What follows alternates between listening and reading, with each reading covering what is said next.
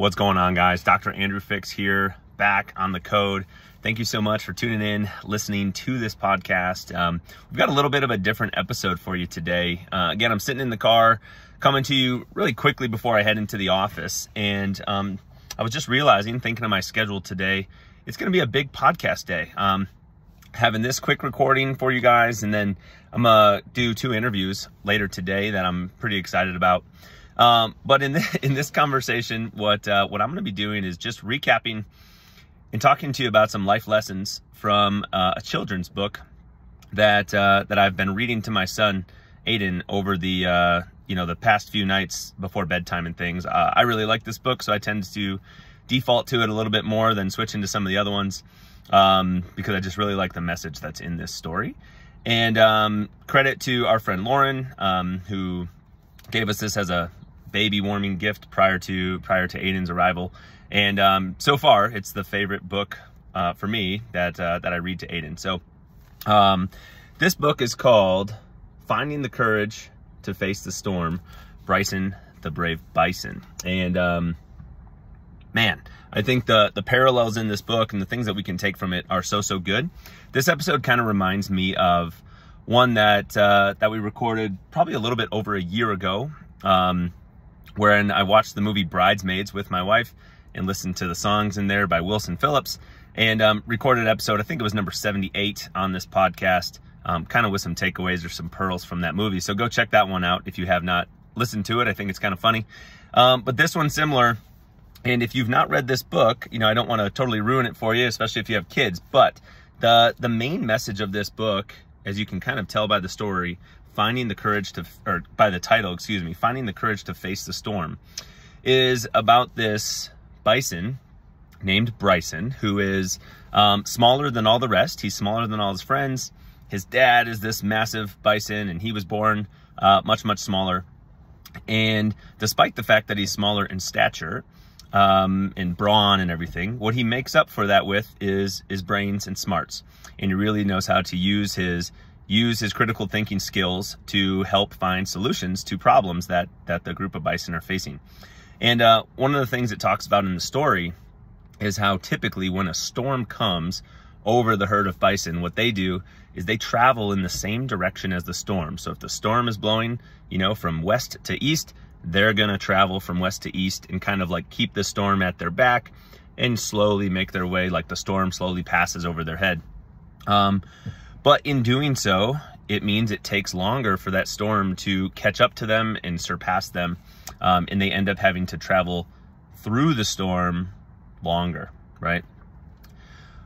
Well, in one of the days, this storm is coming upon them. It's a very big storm, lots of lightning, lots of rain, thunder. And Bryson decides, hey guys, rather than walking and traveling in the same direction as which the storm is blowing, what if we change course and go against what we've always done and instead travel opposite the storm and travel in the direction that the storm is coming from? Because even though it's going to be beating down on us harder, it's going to be raining in our face, we're going to make it through this storm faster than if we travel in the same direction that it's going. It's going to be a little bit more brutal, but we're going to get through it faster, and we're going to come out on the other end better off. And I just absolutely love it. I love the idea that when we're faced with a difficult challenge, that we face that head on and we jump right into it. We pull up our bootstraps and, we take the challenge. This book reminds me a lot of one of our 5 core values at Physio Room. And the one in particular is to control the controllables. And, in our office, what we talk about with that is our attitude, our effort, and our enthusiasm. And in this book, Bryson communicates to his friends and his family, the other bison there in the herd, with so much conviction before they could change their mind and say, no, dude, this sounds like a bad idea. Before they can change their mind, he says, no, we're going to go through the storm and I'm going to take lead on this. And he says it with such conviction, such confidence, and he's controlling the controllables in the situation, right? You can't change the storm. You can't change if something negative happens to you in your life. God forbid, I'm sitting in a vehicle. Maybe it was an auto accident. Maybe it was You spilled your coffee because you slammed on your brakes to stop at this red light. And once the thing has already happened, you can't change it, unfortunately. We're all going to have these like regretful kind of thoughts pop into our head. Like, well, what if I would have done this? If I would have only prepared this way, then this outcome may have happened. But at the end of the day, once the thing happens, once the storm is over the top of you, you can't change it. There's nothing you can do to prevent that. All you can do is you can determine how you want to react and respond to that. And I forget the exact quote. Maybe it's Viktor Frankl or something. I'm sorry if I'm messing that up. But like, none of us can change the things that happen to us, but what we can change and what we do have the ability to have control over is how we act and how we react and how we respond to those situations. And what I want to encourage you guys to do on this brief episode is whatever challenge you're facing in your life, I want to encourage you to handle that like Bryson the Bison does and face the storm rather than running away from it. Yes, it's true that that might be a bit more uncomfortable, a bit more difficult. That may push you out of your comfort zone. But what it's going to do is it's going to help you get through that scenario quicker. You're going to probably come out, I shouldn't even say probably, chances are very high that you're going to come out on the other side of that scenario stronger and better off as a result of the effort and the determination that you handled that situation with, no matter how hard or challenging that, that thing is that you're going through. And then, the other thing is I want to encourage you guys as we talk about controlling the controllables, and me being a physical therapist and all of our awesome team members in our practice is, we have the ability to control how we take care of ourselves, how we respond to the things that happen to us. Call it an injury. Say you roll your ankle or something. Well, what you don't want to do is you don't want to just say, oh, I just need to give this some time.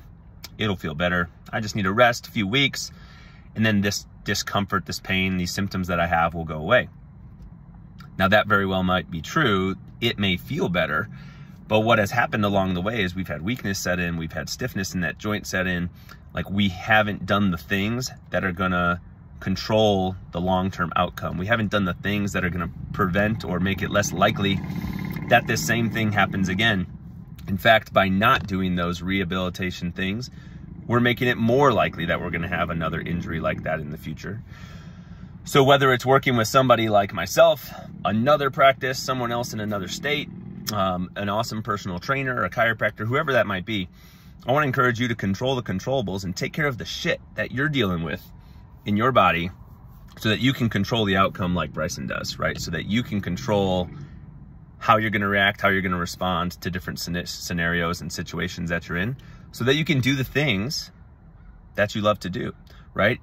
Waking up every morning and saying, well, I just have stiff hips, this is how I've always been.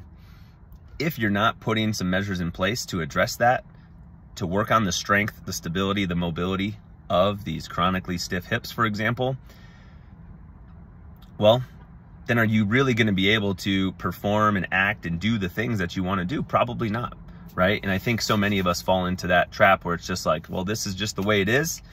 There's nothing I can do about it. I've got too many things on my plate. I don't have time to do this. But, sometimes if you put the right plan in place, these things don't take as much time as you think they might. They just take consistency, and they take the attitude, the effort, and the enthusiasm that our guy Bryson the Bison shows. So if you've got kids and they're young, I really recommend this book. I think it's awesome. I just bought this for a friend, and we're going to give it to them as a baby gift. And yeah, so far it's my favorite one. I appreciate you guys tuning in, listening to this quick episode on the code. Thank you so much for sticking with us through this fun story. And if you've never listened to our podcast before, you'll know you wouldn't know that I typically end the conversations asking you to share your thoughts. Drop on whatever podcast platform you're on, scroll to the review section, drop a 5-star review on there, and that will help us get this show out to more and more people, share fun stories like this and life lessons that we learn along the way. Thank you guys so much, and we'll catch you next time on The Code.